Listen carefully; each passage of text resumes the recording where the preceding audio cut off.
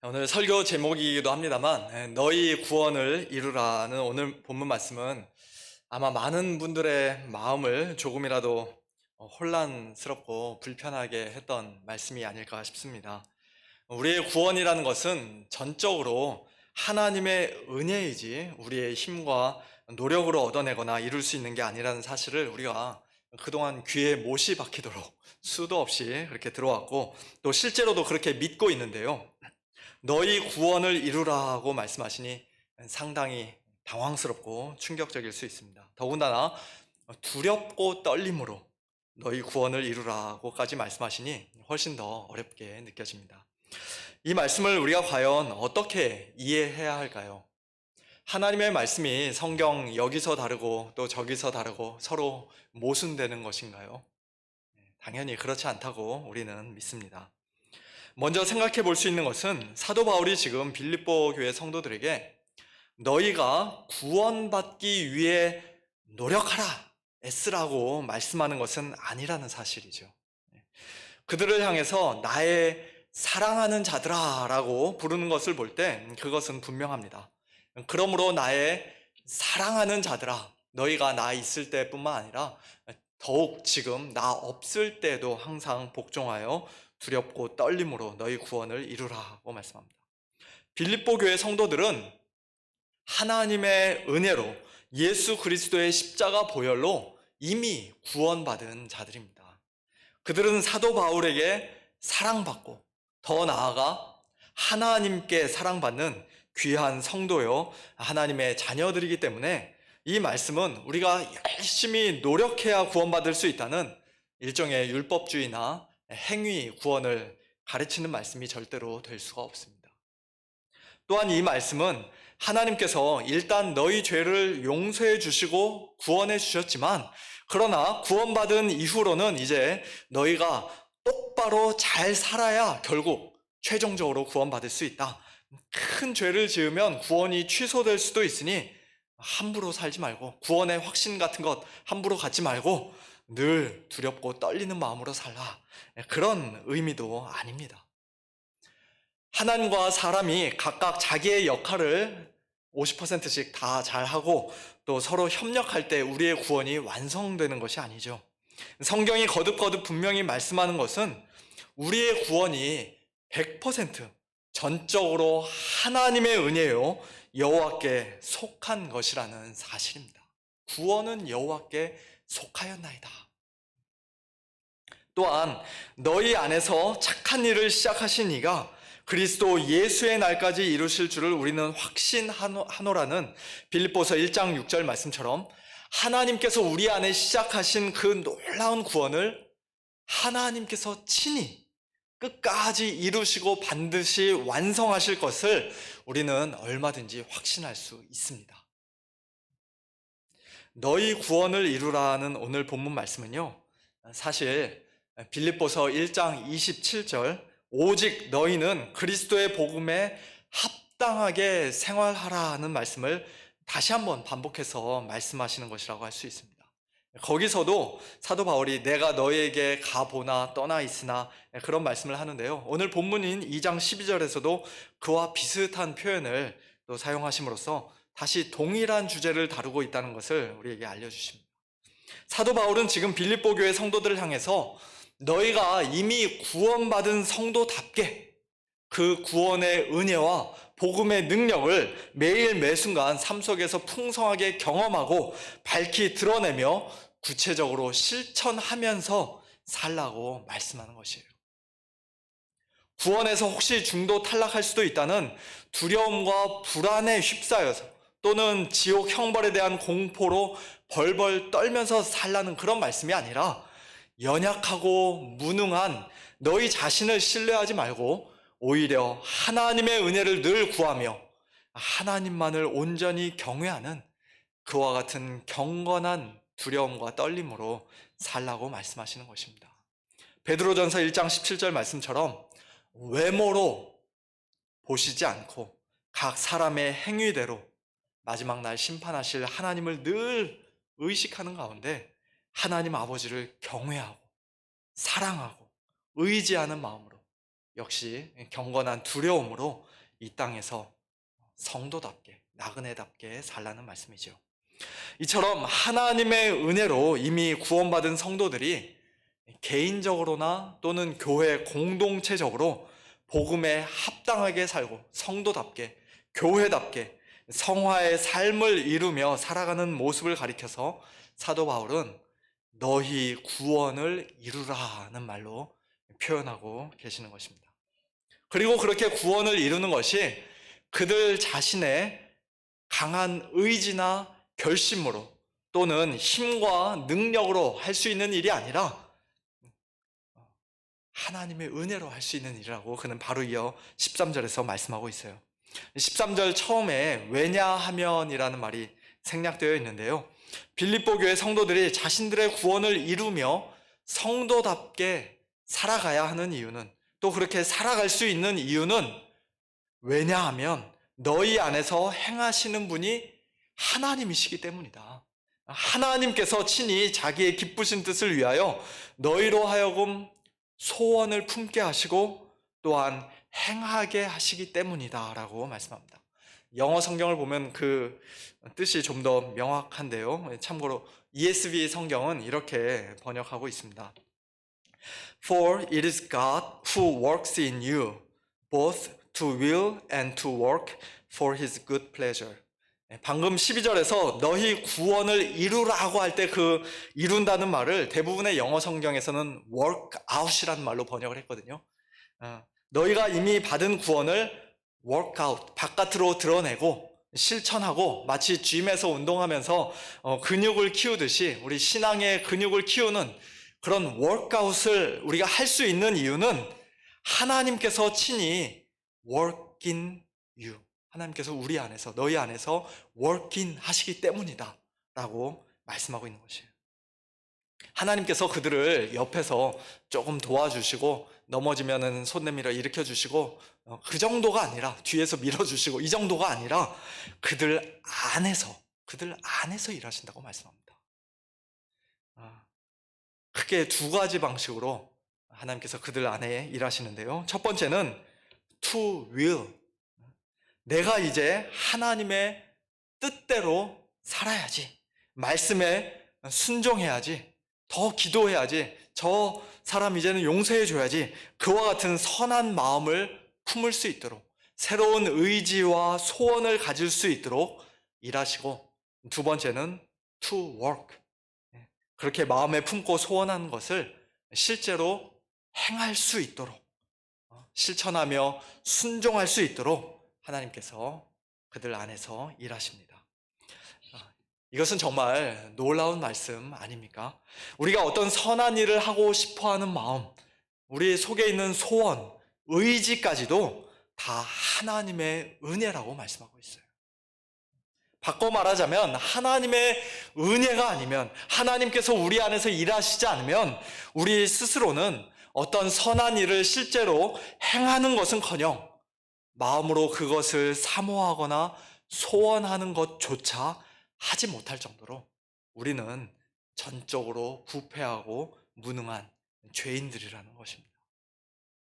그러나 하나님의 은혜로 일찍이 구원받은 우리는 하나님의 그 동일한 은혜로 이제 하나님의 기쁘신 뜻을 행하며 성도답게 살기를 간절히 사모하고 소원하는 자들이 되었습니다. 뿐만 아니라 실제로 하나님께 순종하며 살아가는 자들이 되었습니다.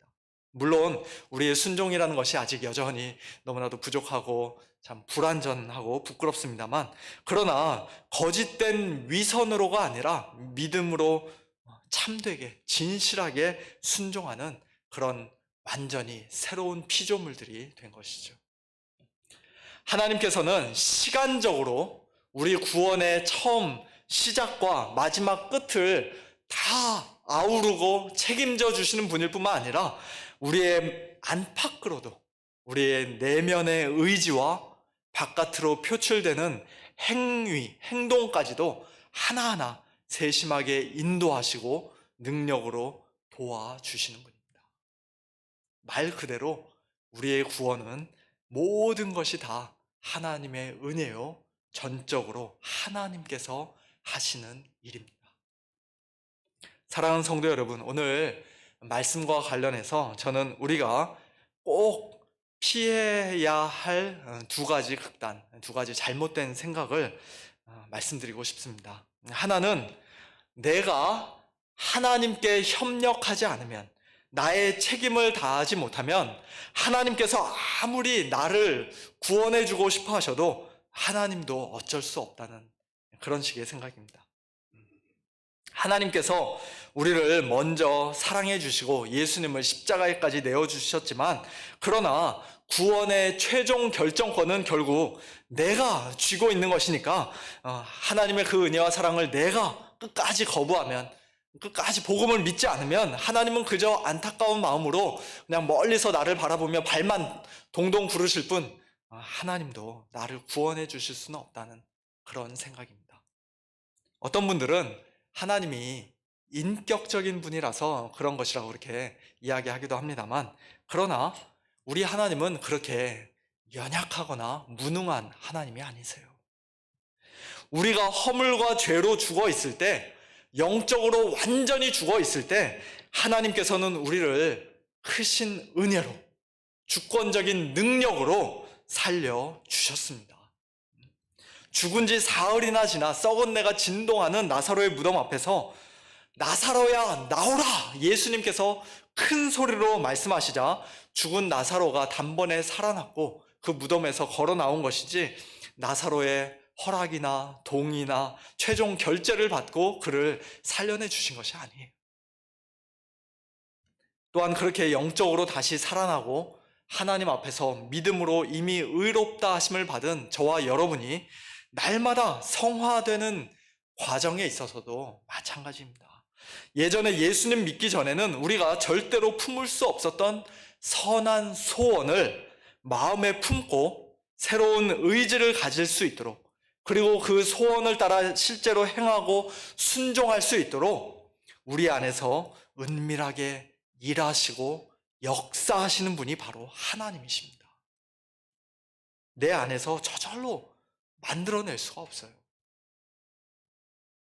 그러므로 우리의 마음속에서나 삶 속에서 단 하나라도, 조금이라도 선한 것이 보인다면, 정말 아름다운 것이 보인다면 그것은 다 하나님께서 하신 일이고 하나님께서 영광을 받으셔야 마땅한 것입니다. 우리가 피해야 할 또 다른 극단은, 구원은 전적으로 하나님께 속한 것이고 하나님께서 모든 것을 다 하시니 그러면 나는 이제 아무것도 안 해도 괜찮다는 생각입니다.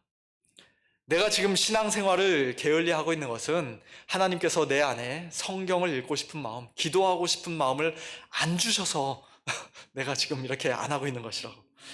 내가 지금 누군가를 용서해 주지 않고 계속 미워하고 있는 것은 하나님께서 내 안에 그 사람을 사랑하는 마음을, 사랑하고 싶은 마음을 안 주셨기 때문이라는 것이죠.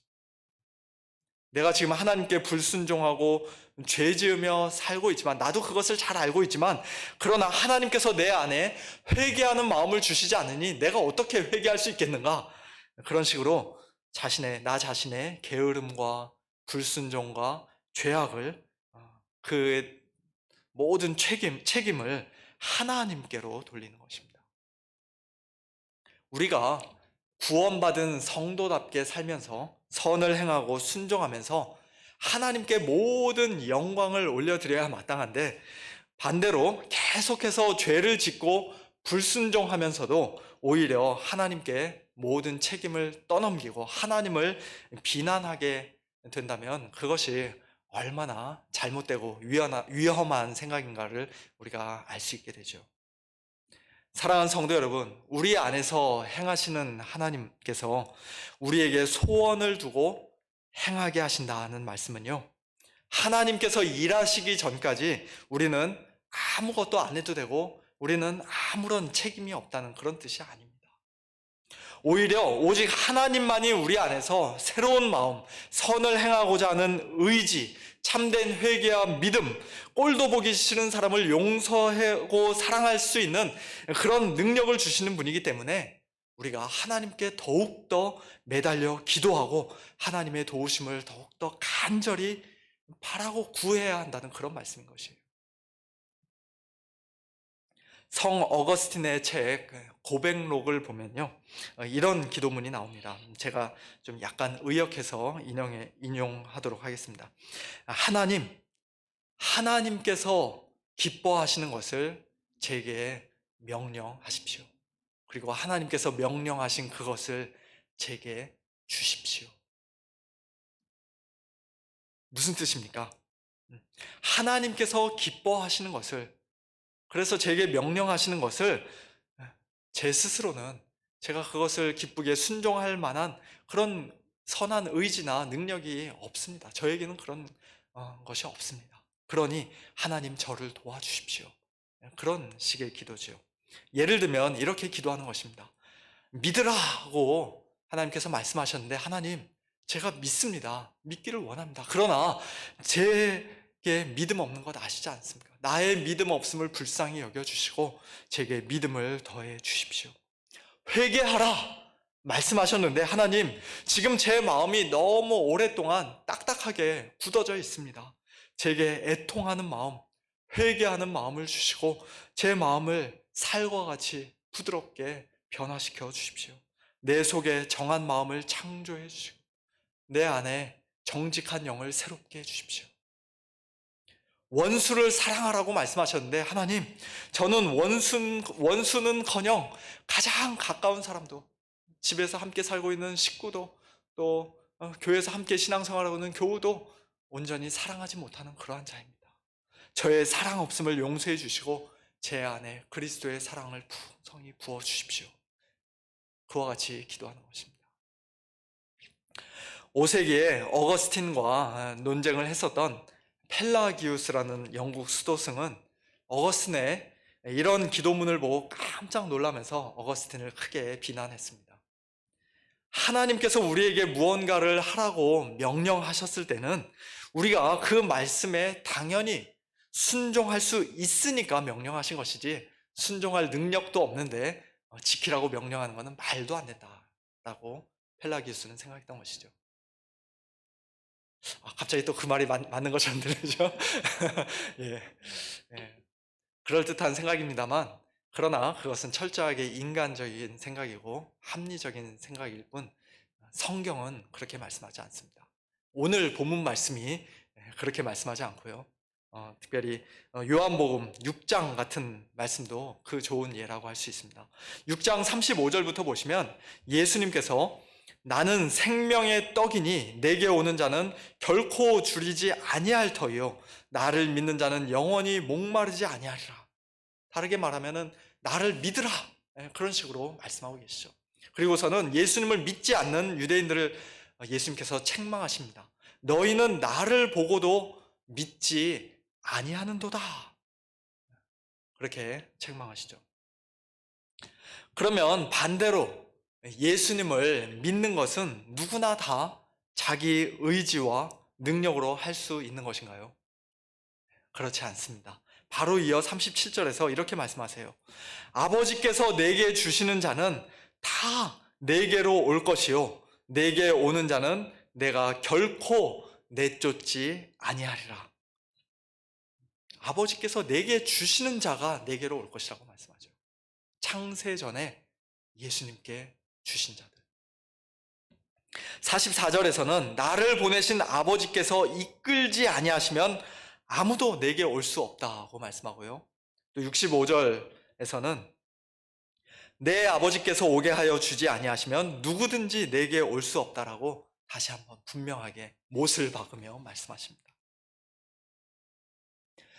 즉 믿으라고 하나님께서 명령하셨다는 사실이 곧 우리가 그 믿을 수 있는 능력을 가지고 있다는 의미는 아니라는 것이에요. 하나님의 은혜가 아니면 우리 중에 아무도 예수님을 참되게 믿을 수 없습니다. 하나님께 순종할 수 없고 단 하나의 선도, 영적인 선도 행할 수 없습니다. 하나님의 은혜가 아니면 빌립보 교회 성도들은 그들의 구원을 이룰 수 없었고 오늘 우리도 성도답게 살아갈 수 없습니다. 그러니까 더욱 하나님의 은혜를 구하며 기도해야죠. 기도할 마음조차 생기지 않고 기도할 힘이 하나도 없을 때라도 그래도 또 다시 하나님의 은혜와 도우심을 구하면서 엉금엉금 기어서라도 하나님 앞에 나아가야 합니다. 하나님, 제발 도와주십시오. 저를 불쌍히 여겨주십시오. 두 손 들고 하나님 앞에 엎드려야 합니다. 다른 길이 없어요. 하나님께서 도와주셔야 합니다.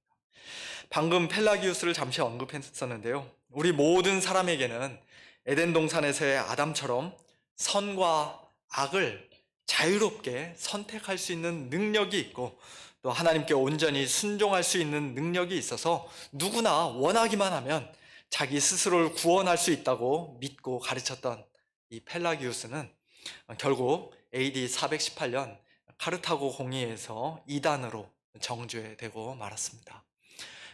당연히 하나님의 섭리 가운데 이루어진 그런 교회의 결정이었겠습니다만 얼마나 감사한지 모르겠어요. 거꾸로 생각해서 펠라기우스가 정통이고 어거스틴이 이단이라고 이렇게 결정이 났다면 우리는 지금 전혀 다른 복음을 전하고 전혀 다른 하나님을 믿고 있게 됐겠죠. 모든 것이 다 하나님의 은혜입니다. 이처럼 우리 안에서 일하시고 행하시는 하나님을 기대하면서 하나님의 은혜를 바라고 의지하는 성도들은 그것을 핑계 삼아 두 손 놓고 게으르게 가만히 앉아만 있지는 않습니다. 펠라기우스가 우려했던 것 중에 하나는 그거예요. 어거스틴처럼 기도하면 사람들이 더 게을러지고 영적으로 더 해이해지게 될 것이다 라고 생각했기 때문에 너가 해야 된다, 너 할 수 있다 자꾸 이렇게 부추겼던 것이죠. 그러나 하나님의 은혜를 믿고 신뢰하는 사람은 오히려 예전보다 더 열심을 내게 되어 있어요. 좀 더 자자, 좀 더 졸자, 손을 모으고 좀 더 누워있자 말하는 자신의 게으른 본성에 굴복하지 않고 자기 몸을 쳐서 복종시키면서 선한 일을 행하는데 오히려 예전보다 더욱더 열심을 내게 되어 있습니다. 하나님께서 일하시는 것과 내가 일하는 것, 그 두 가지를 사도 바울이 어떻게 조화시키고 있는지 골로새서와 고린도전서 말씀을 잠시 살펴보기를 원하는데요. 먼저 골로새서 1장 28절과 29절에서 그는 이렇게 말씀합니다. 우리가 그를 전파하여 각 사람을 권하고 모든 지혜로 각 사람을 가르침은 각 사람을 그리스도 안에서 완전한 자로 세우려 함이니 이를 위하여 나도 내 속에서 능력으로 역사하시는 이의 역사를 따라 힘을 다하여 수고하노라. 내 속에서 하나님이 일하시니까, 능력으로 일하시니까 나는 그저 조용히 구경만 하겠다, 그렇게 사도 바울이 말씀하지 않죠. 오히려 하나님의 역사를 따라, 하나님의 일하심을 따라 나도 힘을 다하여 수고한다고 말씀합니다. 또 고린도전서 15장 9절과 10절, 나는 사도 중에 가장 작은 자라 나는 하나님의 교회를 박해하였으므로 사도라 칭함받기를 감당하지 못할 자니라. 그러나 내가 나된 것은 하나님의 은혜로 된 것이니 내게 주신 그의 은혜가 헛되지 아니하여 내가 모든 사도보다 더 많이 수고하였으나 내가 한 것이 아니요 오직 나와 함께 하신 하나님의 은혜로라. 하나님의 은혜는 사도 바울을 게으르고 나태하게 만든 것이 아니라 오히려 그로 하여금 다른 모든 사도보다 더 수고하게 만들었습니다. 그러나 자신의 그 모든 수고가 궁극적으로 하나님의 은혜로 된 것임을 그는 너무나도 잘 알았기에 내가 한 것이 아니요 오직 나와 함께 하신 하나님의 은혜로라고 말하며 모든 영광을 하나님께 올려드렸던 것이죠. 오늘 저와 우리 성도님들의 자세도 이와 같아야 할 줄로 믿습니다. 우리 하나님은 우리를 통하여, 우리를 사용해서 일하기를 기뻐하시는 하나님이십니다. 너희 구원을 이루라는 말씀은 우리에게 무겁고 부담스러운 짐을 지우기 위해 또는 무서운 말로 협박하고 위협하기 위해 하시는 말씀이 아니에요. 시편 68편 19절 말씀처럼 날마다 우리 짐을 지시는 주, 곧 우리의 구원이신 하나님께서 우리 구원의 짐을 친히 져주시고 우리를 항상 도와주실 것을 우리는 분명히 믿고 확신해야 합니다. 어디 제대로 순종하나 못하나 하나님께서 CCTV로 우리의 일거수일투족을 감시하다가 우리가 조금만 게으름을 피우고 뭔가 딴짓하면은 우리를 혼내고 벌 주고 심지어는 구원을 취소하고 지옥으로 보내버리는 그런 하나님이 아니십니다. 오히려 실제로는 하나님께서 다 하시지만, 다 하시는 것이지만 우리를 하나님의 그 영광스러운 구원의 일에 동참시켜 주시고는 우리 보고 잘했다고, 수고했다고 그렇게 칭찬해 주시고 마지막 날 우리에게 큰 상을 주시는 그렇게 좋으신 하나님이십니다. 17세기 영국의 청교도 작가이자 설교자였던 존 버년 목사님의 철로 역정이라는 유명한 책의 한 부분을 인용하고 이제 오늘 말씀을 맺겠습니다. 철로 역정을 보면 주인공인 크리스찬이 꿈에서 해석자의 집을 구경하는 장면이 나옵니다. 해석자는 성령을 상징하는 인물인데요. 해석자가 크리스찬의 손을 잡아 자기 방으로 데리고 들어갔는데 그 방 벽난로에서는 불이 활활 타오르고 있었습니다. 저희 그림을 보시면은 가운데 있는 것이 벽난로고요. 저쪽 양옆에 두 사람이 서 있죠. 해석자와 크리스찬이 있습니다. 거기 불이 막 활활 벽난로에서 타오르고 있는데 한 사람이 벽난로 옆에 서서 그 불길을 끄기 위해 막 물을 계속해서 붓고 있는 것이에요. 저기 그림에서 우통 벗고 있는 사람. 예. 근데 그 불이 꺼지기는커녕 점점 더 높이, 점점 더 뜨겁게 타오르는 것입니다. 이게 도대체 무슨 뜻입니까? 크리스찬이 묻자 해석자가 대답합니다. 이 불은 사람의 마음속에 작용하는 하나님의 은혜입니다. 불에 물을 끼얹어 꺼버리려고 노력하는 저 사람은 마귀인데 그럼에도 불구하고 불은 점점 더 세차게 타오르고 있죠. 어떻게 그럴 수 있는지 제가 이제 그 이유를 보여드리겠습니다 하면서 해석자는 크리스찬을 데리고 벽의 뒤쪽으로 이렇게 돌아서 갔습니다. 거기에는 또 한 사람이 손에 기름통을 들고 몰래 그러나 끊임없이 그 불 위에 기름을 부어주고 있었어요. 이것은 또 무슨 뜻입니까? 크리스찬이 묻자 해석자가 대답합니다. 이분은 바로 그리스도이십니다. 인간의 마음속에 이미 넣어준 은혜를 보존하기 위해 끊임없이 은혜의 기름을 부어주고 계신 것입니다. 이렇게 하심으로써 마귀가 아무리 은혜를 없애려고 수단 방법을 가리지 않고 날뛰어도 인간의 영혼은 구원받은 우리 성도의 마음은 변함없이 자비로우신 하나님의 은혜를 누리게 되는 것입니다. 그렇게 대답을 했습니다. 그렇습니다. 하나님께서, 예수 그리스도께서, 성령께서 저와 여러분 안에서 오늘도 일하고 계시고 또한 우리 교회 안에서 일하고 계심을 우리 성도님들 믿으시기 바랍니다. 은혜의 불을 끄려고 사탄 마귀가 아무리 물을 끼얹고 발버둥을 쳐도 우는 사자같이 두루 돌아다니며 삼킬 자를 찾아도 그러나 우리 안에서 이미 시작되었고 지금도 계속되고 있으며 앞으로도 영원히 계속될 하나님의 그 은혜의 불은 결코 꺼뜨릴 수가 없습니다. 주님께서 반석 위에 친히 세우신 주님의 이 몸된 교회를 음부의 권세가 또 이 세상이 결코 이길 수 없습니다.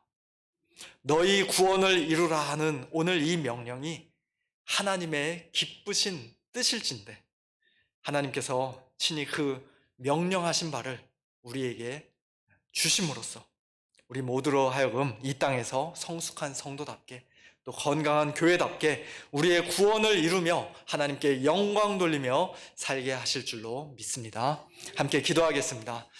하나님 아버지, 은혜를 감사합니다.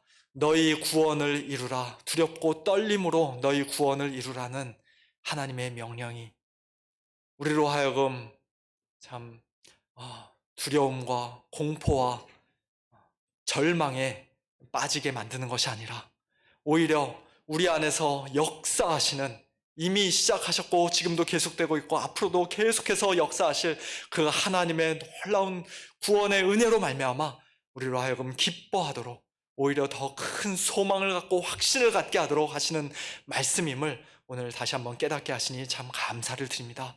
하나님 아버지, 이미 하나님께서 시작하신 그 구원의 은혜가 앞으로도 계속해서 이루어지기를 원합니다. 우리 안에서 하나님께서 은밀하게 역사하시는 것을, 우리의 소원을, 의지를 새롭게 하시고 또 우리로 하여금 하나님의 기뻐하신 뜻에 순종하게 하시는 것을 우리가 날마다 풍성히 경험하며 살기를 원합니다. 더욱더 예수 그리스도의 아름다운 형상을 닮아가며 살기를 원합니다. 주님, 저희들을 도와 주옵시고 우리 안에서 역사하시는 그 하나님의 은혜의 불을 우리가 업신여기지 아니하고 경시하지 아니하고 또한 우리 자신을 의지하는 그런 어리석은 우를 범하지 아니하도록 하나님 도와주옵소서. 우리 성도님들 한 분 한 분뿐만 아니라 또한 우리 교회 안에서도 하나님께서 동일하게 역사하신 줄로 믿사오니, 사랑하는 우리 서문 장로교회 안에 하나님께서 시작하신 이 놀라운 구원의 은혜가 계속해서 끊이지 않음으로 말미암아 하나님께서 기뻐하시는, 하나님께서 영광 받으시는 우리 서문교회 되어지도록 주님 축복하여 주시옵소서. 감사드리며 살아계신 예수님의 이름으로 기도하옵나이다. 아멘.